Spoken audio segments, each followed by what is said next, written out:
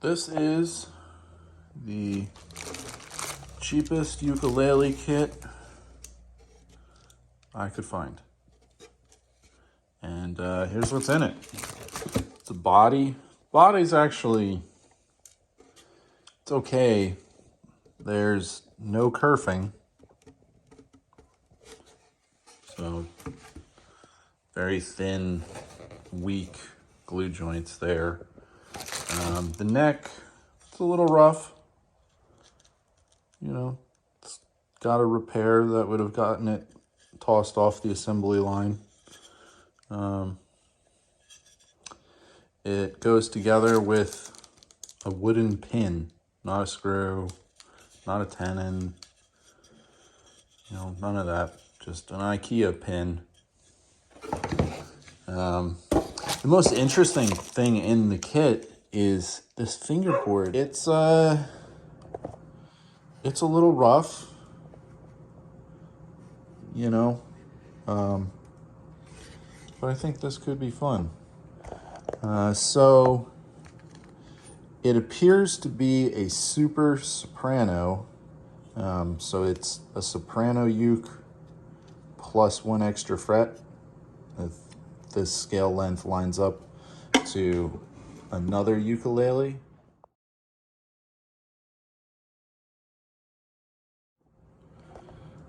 The kit does have all the parts you need.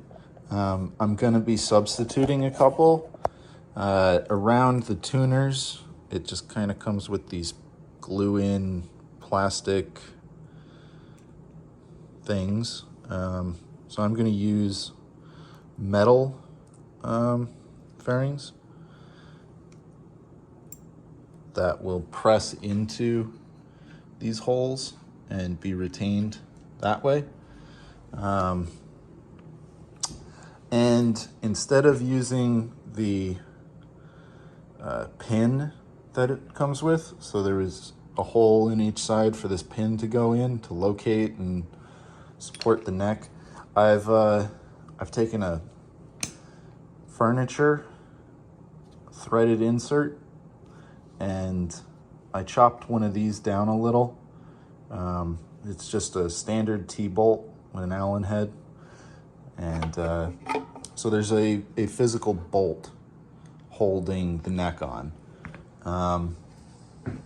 Yeah, there is no dovetail or tenon or anything. I may actually put a keyway in it just for added twist prevention. So dimensionally, it's really close. I will have to adjust the center line of the neck to be the center line of the body with a little bit of sanding. Also, the neck angle is like this, and I need to bring it backwards a little bit so that the string action is low enough. Yeah, you can always raise the saddle. You will find a point where you can't lower the saddle anymore to achieve the string action you want. Another thing, the peg head is around 500 thou, a little bit over half an inch. And when I line up the 12th fret with the body joint here, just kind of arbitrarily, it's aesthetically pleasing and sort of makes the geometry of the instrument make sense, or at least the bridge placement. So 12th fret at the body joint, then I can measure from the 12th fret to the back of the nut, and that will be where the bridge goes. So I've got a little mark there, and I've made, you know, little center line marks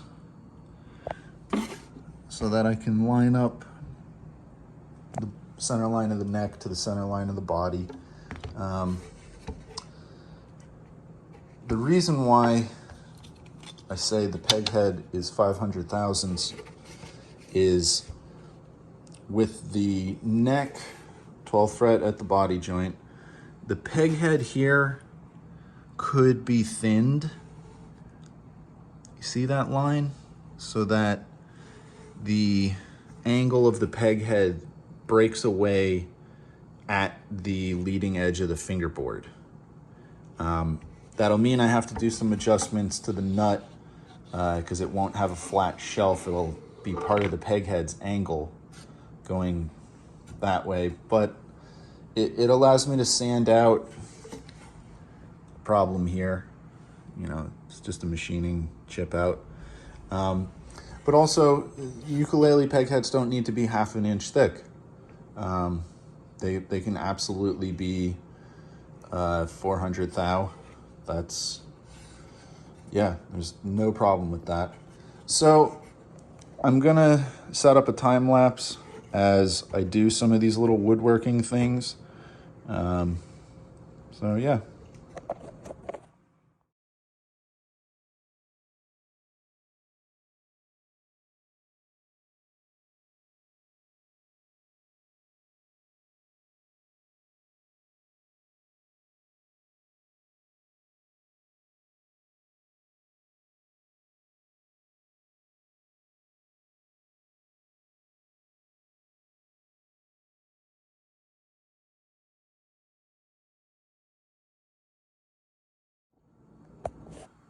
That's it, as close to done to like the kit specifications.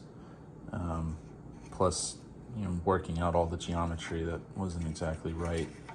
Now I've got it. This will just hold it while I can spray it a little bit, get a little bit of finish on it.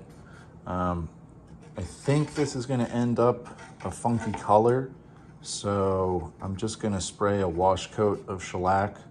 I'll tape off the fingerboard glue joint area and get that wash coat of shellac, and then, you know, just a can of Rust-Oleum, just to make it one color. All right, so got the tuners installed. I've painted it pink, just spray paint can. I glued the fingerboard on with super glue, and I went around the edge a little, and I got some super glue squeeze out. I'm not really worried about that. I could have just put super glue on the middle and it would have glued down and stayed fine, but I put it around the edge just cause. Now, the placement of the bridge is really the make or break moment on an instrument. So I've sort of devised this. This put at the leading edge of the fingerboard to the 12th fret, and then I've got a little pencil line at the 12th fret. Then I bump this up against here, and the saddle has to be just behind my pencil line. So there's the saddle and the bridge. I bump this into here, and you can see the bridge is just behind these two pencil lines. And that's gonna intonate well and play in tune. The actual dots for the bridge would have you put it here. So that's a fair bit different.